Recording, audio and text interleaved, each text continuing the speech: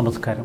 മലയാളി വാർത്ത ഇൻസൈഡിലേക്ക് സ്വാഗതം. പിണറായി വിജയൻ്റെ നവകേരള യാത്രയോടനുബന്ധിച്ച് അന്ന് KSU പ്രവർത്തകരെ തല്ലിച്ചതച്ച ക്രൂര സംഭവം.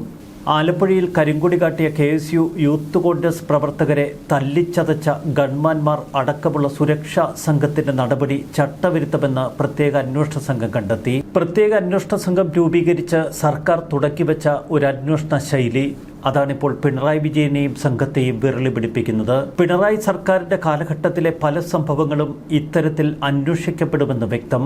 ആലപ്പുഴ സംഭവത്തിന്റെ അന്വേഷണം ഏൽപ്പിച്ചത് ഷൗക്കത്ത് അലി എന്ന പുലിക്കുട്ടിയെ. അദ്ദേഹത്തിന്റെ നേതൃത്വത്തിലുള്ള അന്വേഷണ സംഘം ഇപ്പോൾ കൃത്യമായ ദിശയിലാണ് നീങ്ങുന്നത്.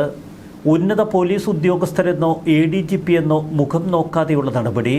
യൂത്ത് കോൺഗ്രസ് KSU പ്രവർത്തകരെ അതിക്രൂരമായി മർദ്ദിച്ച ഗൺമാന്മാരെ സർവീസിൽ നിന്ന് സസ്പെൻഡ് ചെയ്യും എന്ന വാർത്ത ഇപ്പോൾ പുറത്തുവരുന്നു. സ്ഥലത്ത് ലോക്കൽ പോലീസ് ഉണ്ടായിട്ടും മുഖ്യമന്ത്രിയുടെ അകമ്പടി വാഹനങ്ങളിൽ നിന്ന് ചാടിയിറങ്ങി ഗൺമാന്മാർ അടക്കമുള്ളവർ നടത്തിയ അതിക്രൂര മർദ്ദനം ചട്ടവിരുദ്ധമാണ് എന്ന് അന്വേഷണ സംഘം വിലയിരുത്തുന്നു.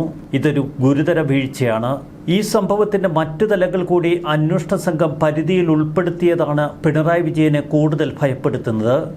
ഗൂഢാലോചനയുടെ മർമ്മം എന്ന നിലയിൽ അന്വേഷണം മുഖ്യമന്ത്രിയിലേക്ക് എത്തുമോ എന്ന ഭയം പിണറായിക്കുണ്ട്. സുരക്ഷാ സംഘത്തെ രക്ഷിക്കുക എന്ന ലക്ഷ്യത്തോടെ ഉന്നത തലങ്ങളിൽ ശക്തമായ ഇടപെടലുകൾ പോലീസ് ഉദ്യോഗസ്ഥരിൽ നിന്നുണ്ടായി. ഉന്നത ഉദ്യോഗസ്ഥൻ ഇടപെട്ട കേസ് ഡയറി തിരുത്തിയ സംഭവവും ഇപ്പോൾ അന്വേഷണ സംഘത്തിന്റെ അന്വേഷണ പരിധിയിലാണ്.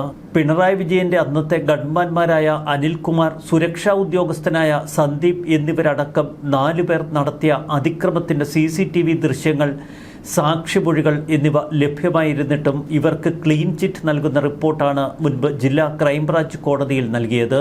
ഈ റിപ്പോർട്ട് തള്ളിയ കോടതിയാണ് പുനരന്വേഷണത്തിന് ഉത്തരവിട്ടത്. അതിന്റെ ചുവട് പിടിച്ച് ഇപ്പോൾ AP ഷൗക്കത്ത് അലി അക്ഷരാർത്ഥത്തിൽ ഞെട്ടിക്കുകയാണ് പഴയ പിണറായി വിജയൻ സർക്കാരിനെ തന്നെ. ഗൺമാന്മാർ അടക്കമുള്ളവരുടെ വീഴ്ച ചൂണ്ടിക്കാട്ടി ആലപ്പുഴ SP ആയിരിക്കെ ചൈത്ര തെരേസ ജോൺ നൽകിയ റിപ്പോർട്ട് ആഭ്യന്തര വകുപ്പ് അന്ന് പൂഴ്ത്തിയിരുന്നു. നവകേരള സദസ്സിനിടയിൽ നടന്ന ഈ ക്രൂരമായ മർദ്ദനത്തെ രക്ഷാപ്രവർത്തനമെന്നാണ് പിണറായി വിജയൻ പിന്നീട് വിശേഷിപ്പിച്ചത്. അതിക്രൂരമായി മർദ്ദന കേസ് അട്ടിമറിക്കാൻ ആദ്യ അന്വേഷണ റിപ്പോർട്ട് അന്നത്തെ ക്രമസമാധാന ചുമതല ഉണ്ടായിരുന്ന ADGP MR അജിത് കുമാർ വലിച്ചു കീറി എന്ന ആരോപണമാണിപ്പോൾ ഉയർന്നിരിക്കുന്നത്. കേരള പോലീസിനെ അക്ഷരാർത്ഥത്തിൽ ഉലയ്ക്കുന്ന വൻ ഗൂഢാലോചനകൾ ഇപ്പോൾ പുറത്തേക്ക് വരുന്നു. തനിക്ക് താല്പര്യമില്ലാത്തതും ഉന്നത രാഷ്ട്രീയ താല്പര്യങ്ങൾക്ക് വിരുദ്ധവുമായ റിപ്പോർട്ടുകൾ താഴെത്തട്ടിലുള്ള ഉദ്യോഗസ്ഥരെ ഭീഷണിപ്പെടുത്തി തിരുത്തിക്കുന്നതും കീറി എറിയുന്നതുമൊക്കെ അന്ന് ക്രമസമാധാന പാലന ചുമതലയുണ്ടായിരുന്ന ADGP MR അജിത് കുമാറിന്റെ വിനോദങ്ങളായിരുന്നുവെന്ന് ചില മൊഴികൾ അന്വേഷണ സംഘത്തിന് ലഭിച്ചു. കേരളം ഇപ്പോൾ ചർച്ച ചെയ്യുന്നത് ആഭ്യന്തരമന്ത്രി രമേശ് ചെന്നിത്തലയെക്കുറിച്ചാണ്.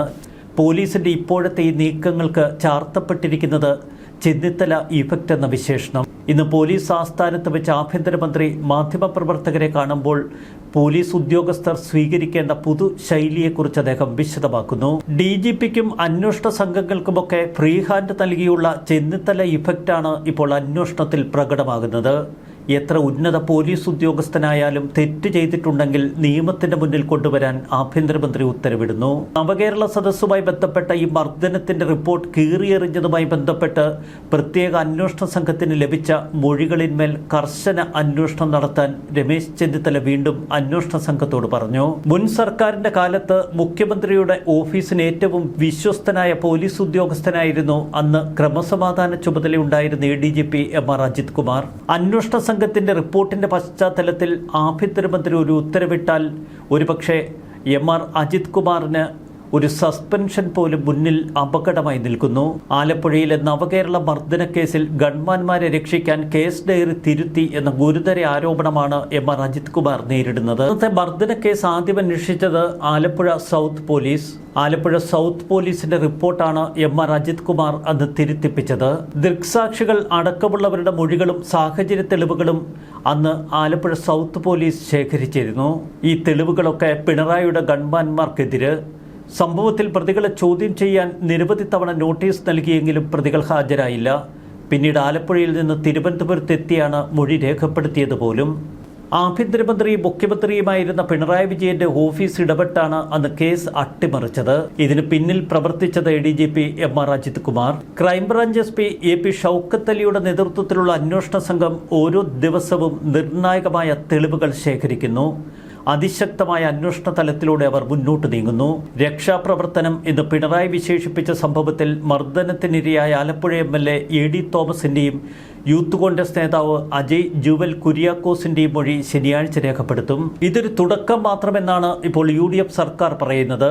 ഇടതുപക്ഷ സർക്കാരിന്റെ കാലഘട്ടത്തിൽ നടന്ന ക്രൂരമായ പല വേട്ടലുകളും ഇനി അന്വേഷിക്കപ്പെടും. അതിന് ശക്തമായ രാഷ്ട്രീയ നേതൃത്വമാണ് UDFിനുള്ളത്.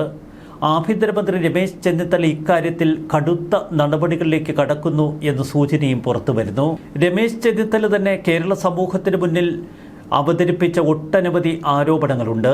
ആരോപണങ്ങൾ ഒന്നൊന്നായി അന്വേഷിക്കാനുള്ള സംവിധാനങ്ങൾ പോലീസ് സേന ഇപ്പോൾ ഒരുക്കുന്നു. യാതൊരുവിധ വിട്ടുവീഴ്ചയും വേണ്ട, അന്വേഷണ സംഘം ഫ്രീ ഹാൻഡായി അന്വേഷണം നടത്തട്ടെ എന്നതാണ് ആഭ്യന്തരമന്ത്രിയുടെ തീരുമാനം.